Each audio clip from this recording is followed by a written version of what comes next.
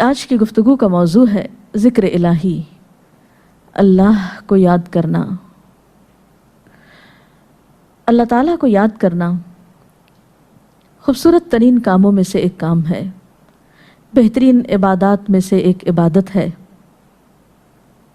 قرآن پاک میں اللہ تعالیٰ اس کے بارے میں فرماتے ہیں وَلَذِكْرُ اللَّهِ أَكْبَرُ، اور اللہ کا ذکر بہت بڑا کام ہے، بہت اچھا کام ہے۔ حقیقت یہ ہے کہ انسان جس چیز سے محبت کرتا ہے اس کو ضرور یاد کرتا ہے، اس کا ذکر کرتا ہے، دل ہی دل میں بھی اور زبان سے بھی، کیونکہ جس چیز کی محبت انسان کے دل میں ہوتی ہے وہ چیز زبان پر آ کر رہتی ہے۔ یہ ہو نہیں سکتا کہ ہم اللہ تعالیٰ سے محبت کرتے ہوں، دل میں اس کو یاد کرتے ہوں، پھر زبان سے اس کا ذکر کرنا بھول جائیں۔ ذکر الہی تو بندہ مومن کی زندگی میں غیر محسوس طریقے سے شامل ہو جاتا ہے۔ اس کی اس طرح عادت ہو جاتی ہے کہ انسان اٹھتے بیٹھتے چلتے پھرتے تنہائی میں سب کے بیچ میں بیٹھ کر اپنے رب کو یاد کرتا رہتا ہے، دل ہی دل میں یا زیر لب۔ وہ اپنے رب کو کسی حال میں بھی نہیں بھولتا، اور بھولے بھی کیوں؟ اس لیے کہ اس کی ذات پر رب کے احسانات ہر ایک سے بڑھ کر ہیں۔ اس کی نگاہیں ہر طرف رب کے کمالات دیکھتی ہیں، وہ ہر طرف رب کی نعمتوں کو دیکھ کر سرشار ہوتا رہتا ہے۔ وہ جس طرف بھی نظر اٹھاتا ہے وہیں اس کو رب کی قدرت اور تخلیق نظر آتی ہے۔ اپنے سامنے، دائیں بائیں، اوپر نیچے، ہر طرف زمین آسمان، جو کچھ بھی بنا ہوا ہے، جو کچھ بھی پھیلا ہوا ہے، وہ سب اس کے رب کا بنایا ہوا ہے۔ پھر وہ اس رب کو کیسے بھلا سکتا ہے؟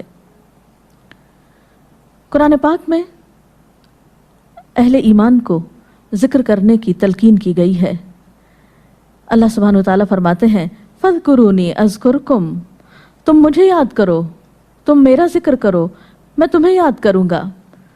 ایک اور جگہ پر فرمایا وَاذْكُرْ رَبَّكَ فِي نَفْسِكَ تَضَرُّعًا وَخِيفَةً وَدُونَ الْجَهْرِ مِنَ الْقَوْلِ بِالْغُدُوِّ وَالْآصَالِ وَلَا تَكُن مِّنَ الْغَافِلِينَ، اور اپنے پروردگار کو دل ہی دل میں عاجزی اور خوف کے ساتھ اور آہستہ آواز سے صبح و شام یاد کرتے رہو، اور دیکھنا غافل نہ ہونا، یعنی رب کی یاد سے کبھی بھی غفلت اختیار نہ کرنا۔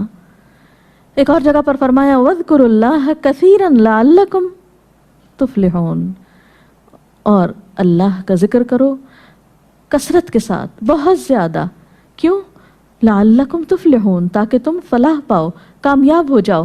اس سے پتہ چلتا ہے کہ اللہ تعالیٰ کو یاد کرنا کامیابی کی علامت ہے، اللہ کے ذکر میں کامیابی کی ضمانت ہے۔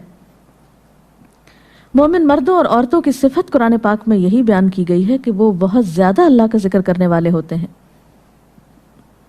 سورۃ الاحزاب میں آتا ہے وَالذَّاكِرِينَ اللَّهَ كَثِيرًا وَالذَّاكِرَاتِ، اور اللہ کا ذکر کرنے والے مرد اور اللہ کا ذکر کرنے والی عورتیں جو کثرت سے اللہ کا ذکر کرتی ہیں۔ کثیراً اعد اللہ لہم مغفرۃ واجرا عظیما، اللہ نے ان کے لیے بخشش اور بہت بڑے اجر کا وعدہ کر رکھا ہے۔ اور پھر یہ کہ ذکر کرنے کے لیے کوئی خاص وقت مقرر نہیں، انسان ہر حال میں ذکر کر سکتا ہے، ہر وقت میں ذکر کر سکتا ہے۔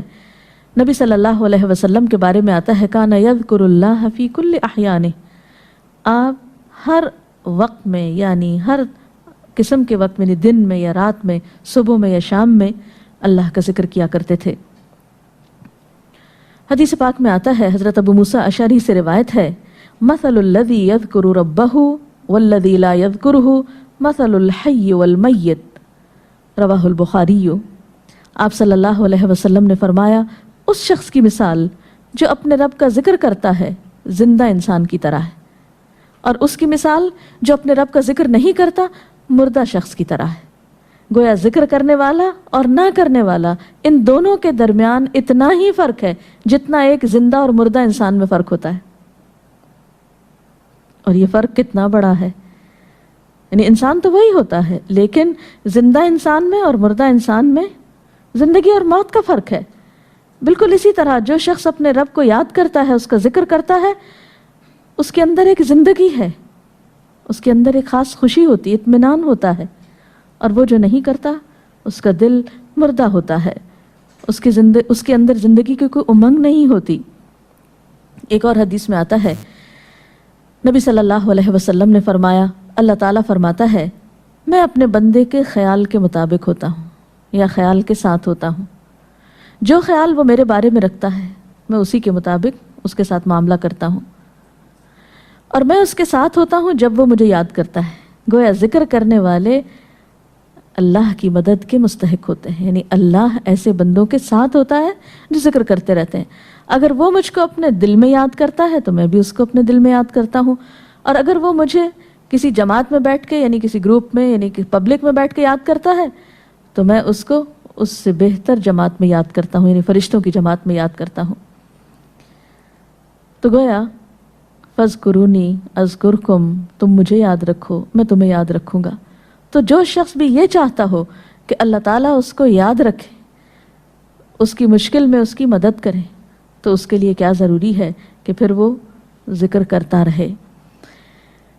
اور ذکر تمام عبادات کو خوبصورت بناتا ہے۔ مثلا روزہ رکھنا ایک عبادت ہے، لیکن جس روزے میں ذکر الہی ہو اس کا اجر و ثواب کئی گنا بڑھ جائے گا۔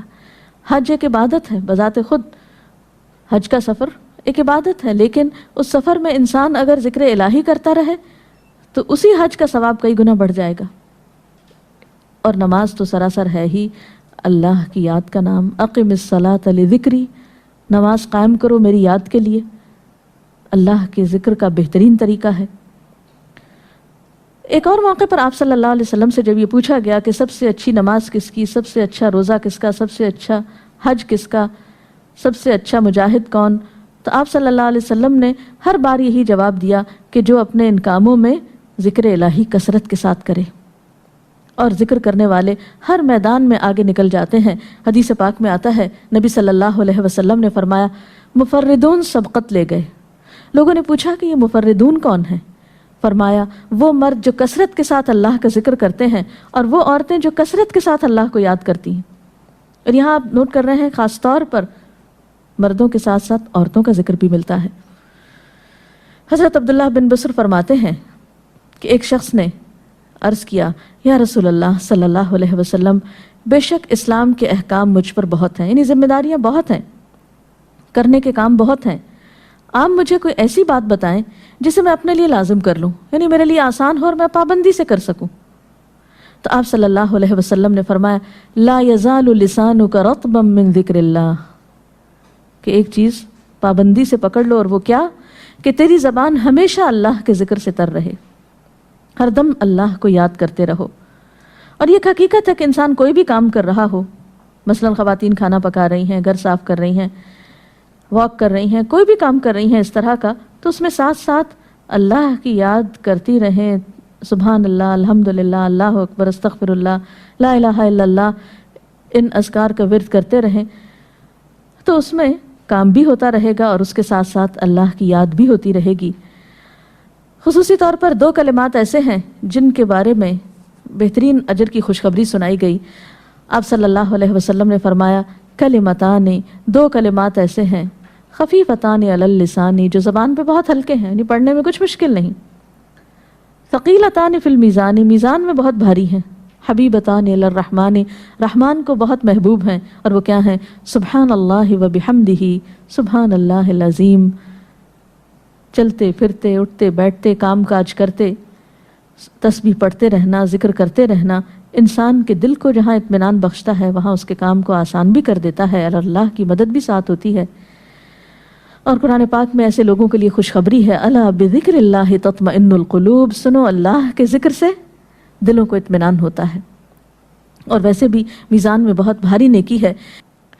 ایک حدیث میں آتا ہے کہ رسول اللہ صلی اللہ علیہ وسلم نے لوگوں سے پوچھا کیا میں تمہیں نہ بتاؤں کہ تمہارے اعمال میں سب سے اچھا عمل، سب سے پاکیزہ اور تمہارے درجات کو سب سے زیادہ بڑھانے والا، اور جو تمہارے لیے سونے چاندی کے خرچ کرنے سے زیادہ بہتر ہو، اور اس سے بھی بہتر ہو کہ تم اپنے دشمنوں سے ملو، ان کی گردنیں تم مارو اور وہ تمہاری گردنیں مارے، تو کیا ایسا عمل نہ تمہیں بتاؤں؟ صحابہ نے عرض کیا ضرور یا رسول اللہ صلی اللہ علیہ وسلم، ہمیں ایسا عمل بتائیے۔ تو آپ نے فرمایا وہ اللہ کا ذکر ہے، یعنی تمام اعمال میں وہ سبقت لے جاتا ہے۔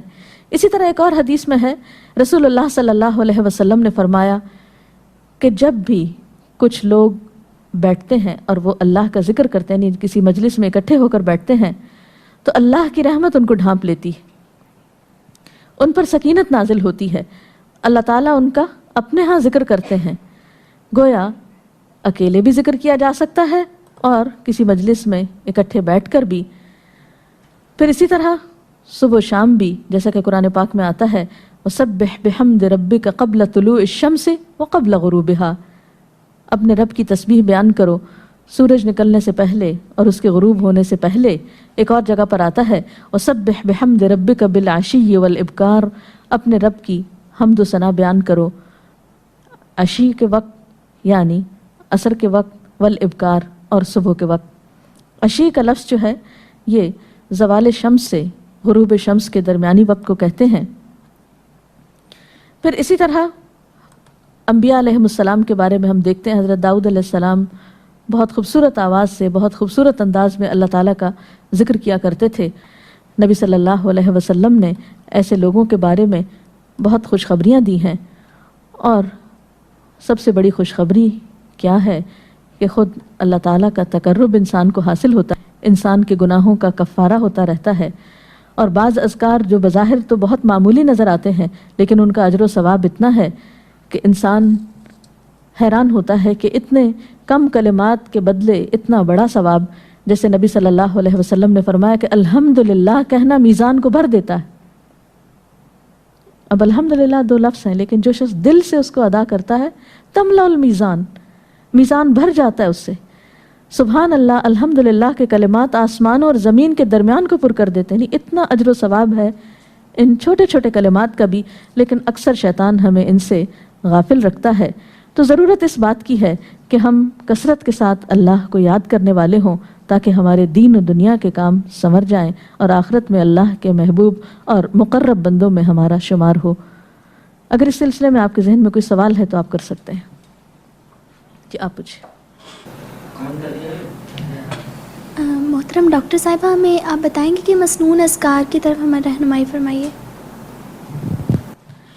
بہت سی کتابیں ایسے ہیں جس میں نبی صلی اللہ علیہ وسلم سے ہر موقع کی مناسبت سے اذکار مذکور ہیں۔ مثلا آپ دیکھیے کہ آپ صلی اللہ علیہ وسلم جب نیند سے بیدار ہوتے تھے تو اس وقت اللہ تعالیٰ کے ذکر سے دن کا آغاز کرتے تھے۔ صبح کے وقت الحمدللہ الذی احیانا بعدما اماتنا والیہ النشور۔ پھر اسی طرح بستر سے اٹھنے کے بعد انسان اپنے قضاء حاجت کے لیے اگر واش روم میں جاتا ہے تو اس وقت بیت الخلاء میں داخل ہونے کے وقت کا ذکر ہے۔ پھر بیت الخلاء سے باہر آنے کے وقت نبی صلی اللہ علیہ وسلم جب تہجد کے وقت اٹھتے تھے تو وضو سے پہلے آسمان کی طرف نگاہ اٹھا کر سورۃ آل عمران کی آخری آیات پڑھا کرتے تھے۔ پھر اسی طرح سحری کے وقت خاص طور پر استغفار کا حکم ہے۔ پھر انسان وضو کرتا ہے تو وضو سے قبل اور وضو کے آخر میں ذکر بتایا گیا، اور وضو کے آخر کا ذکر سبحانک اللہم و بحمدک اشہد ان لا الہ الا انت استغفرک و اتوب الیک کا اتنا ثواب بتایا گیا کہ ایسے شخص کے لیے جو پابندی کے ساتھ یہ ذکر کرتا ہے اس کے لیے جنت کے 8 دروازے کھل جاتے ہیں۔ پھر اسی طرح جب انسان گھر سے نکلتا ہے مسجد کی طرف جاتا ہے مرد حضرات تو گھر سے نکلنے کے وقت کی دعا ہے، پھر اسی طرح راستے میں پڑھنے کی، پھر مسجد میں داخل ہونے کی، پھر مسجد کے اندر، پھر مسجد سے باہر نکلتے وقت، پھر دوبارہ گھر آتے ہوئے بازار سے اگر گزرتا ہے تو اس وقت کا ذکر ہے، پھر گھر میں داخل ہونے کا ذکر ہے، پھر اگر کچھ کھا رہا ہے انسان تو بسم اللہ پڑھ کر کھانے کا آغاز کرتا ہے اور الحمدللہ کے ساتھ پھر اختتام کرتا ہے۔ پھر اسی طرح چھینک آنے پر ذکر ہے، پھر مرغہ اگر آذان دیتا ہے تو اس وقت کا ذکر ہے، پھر مؤذن کی آذان سن کر انسان اس کو جواب دیتا ہے، اس کے بعد کا پھر ذکر ہے۔ پھر اسی طرح انسان کسی کے ساتھ جب معاملہ کرتا ہے، کہیں وعدہ کر رہا ہے تو اللہ کو یاد کرتا ہے انشاءاللہ کہہ کے، پھر اسی طرح کوئی اچھی چیز دیکھتا ہے ماشاءاللہ کہتا ہے، کہیں استغفر اللہ کہتا ہے۔ تو بندہ مومن کی زندگی کا کوئی مقام اور کوئی موقع ایسا نہیں جس کے بارے میں نبی صلی اللہ علیہ وسلم نے کوئی نہ کوئی خوبصورت انداز کا ذکر نہ سکھایا ہو۔ حتیٰ کہ انسان شام ہوتی ہے تو پھر صبح و شام کے اذکار ہیں، پھر اسی طرح ہر نماز کے بعد کے اذکار ہیں، تسبیحات ہیں، پھر بستر میں جاتے وقت کی دعا ہے، پھر اسی طرح اگر آپ کسی بیمار کی عیادت کرنے کے لیے گئے ہیں تو اس وقت کی دعا ہے، اگر کوئی بیمار ہو جاتا ہے تو اس کے اوپر پڑھی جانے والی دعائیں ہیں. یعنی کوئی بھی زندگی کا گوشہ ایسا نہیں جس میں ذکر الہی کی طرف ہمیں متوجہ نہ کیا گیا ہو. اور حقیقت یہ ہے کہ انسان جب اس دنیا سے رخصت ہوتا ہے اور اگر لا الہ الا اللہ پر اس کی موت آتی ہے تو انشاءاللہ اس کے لیے بشارت ہے جنت میں جانے کی. لیکن یہ اسی وقت ہو سکتا ہے جب ہم اپنے عام حالات میں ذکر کے عادی ہوں. یہ نہیں ہو سکتا کہ عام طور پر ہم غافل رہیں اور اچانک موت کے وقت ہمیں یاد آ جائے. اور بات یہ ہے کہ جس خیر پر انسان دنیا سے رخصت ہوتا ہے اسی پر پھر قیامت کے دن اٹھایا جائے گا. اس لیے ذکر کو اپنی عادت میں شامل کر لینا چاہیے. جی آپ پوچھیے. ذکر اور دعا میں کیا فرق ہے؟ کیا دعا بھی ذکر میں شامل ہے یا ذکر اور دعا دو مختلف چیزیں ہیں؟ ذکر اور دعا دونوں ایک ہی چیزیں ہیں. ذکر کا مطلب ہے اللہ کو یاد کرنا.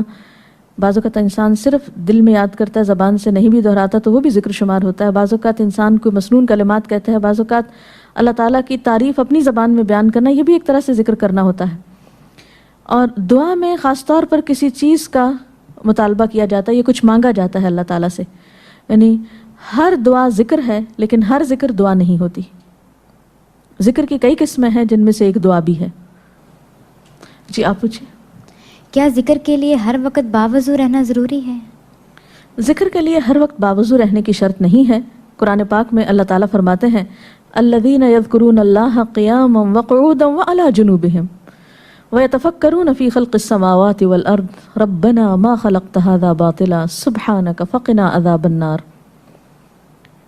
وہ لوگ جو اللہ کو یاد کرتے رہتے ہیں کھڑے ہو کر، بیٹھ کر، لیٹ کر، اپنے پہلوؤں پر، اور کائنات میں غور و فکر کرتے رہتے ہیں، کہتے ہیں کہ پاک ہے تو اے ہمارے رب، ہمیں آگ کے عذاب سے بچا.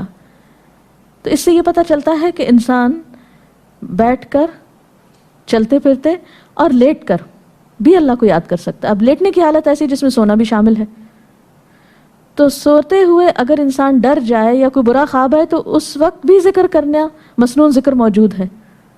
یعنی اس وقت بھی نبی صلی اللہ علیہ وسلم نے دعا مانگنے کا طریقہ بتایا کہ اب کیا پڑھو تاکہ تم اس خواب کے خوف سے، اگر کوئی ناپسندیدہ خواب ہے تو اس سے باہر آ جاؤ. تو اب آپ دیکھیں کہ سو کر تو وضو باقی نہیں رہتا. اور اگر اللہ کی یاد کے ساتھ ہر وقت باوضو ہونے کی شرط ہوتی تو پھر تو شاید ہی کوئی ذکر کر سکتا ہر وقت، کیونکہ ایک مشکل کام ہے. وضو نماز کے لیے شرط ہے.